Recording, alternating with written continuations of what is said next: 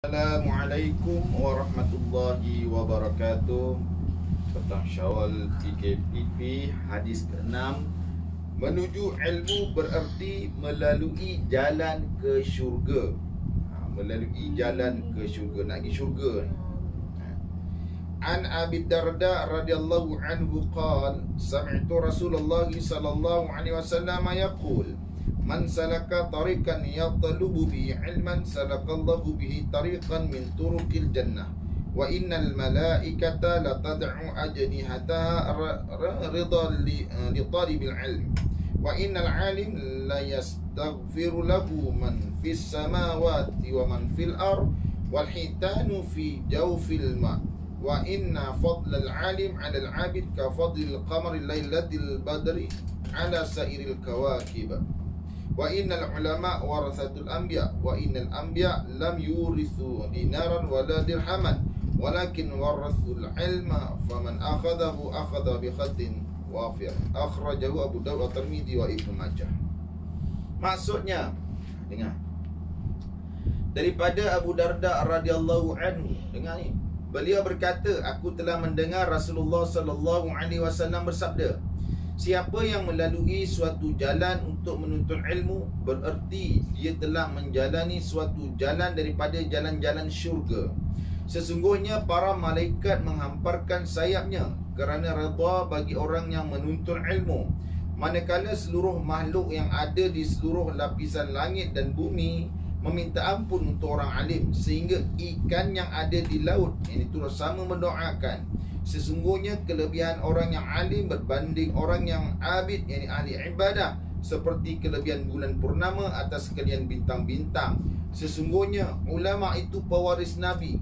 Sesungguhnya para Nabi itu sebenarnya tidak mewariskan dinar, yakni wang emas, dan dirham, yakni wang perak, tetapi yang diwariskan oleh mereka ialah ilmu. Maka siapa yang mengambil ilmu, berarti dia telah mengambil habuan yang paling sempurna. Hadis riwayat Abu Dawud, Tirmizi dan Ibnu Majah. Jadi dalam hadis ni pelbagai kelebihan orang yang menuntut ilmu. Namun di-highlightkan di sini ialah ilmu, orang yang menuntut ilmu ini berarti melalui jalan ke syurga. Salah satu jalan menuju ke syurga adalah menuntut ilmu. Jadi jangan kata menuntut ilmu ni dah lah, biar anak yang belajar, aku yang dah tua ni tak apa dah. Tak, menuntut ilmu ni sampailah ke mati kita menuntut ilmu. Ilmu nak mati pun kita kena belajar supaya matinya tu betul. Ada orang mati tu memang mati, ada mati yang tak betul. Ada mati yang tak betul kan. Dia menghubankan diri dalam kecelakaan. Merempit tu maknanya nak tempah diri mati. Salah satu jalan daripada menuju kematian yang tidak betul. Itu contohlah. Keterangan hadis ini menunjukkan kepada kita tentang kelebihan orang yang mencari ilmu, iaitu ibarat menjalani sebuah jalan yang menyampaikan dia ke syurga.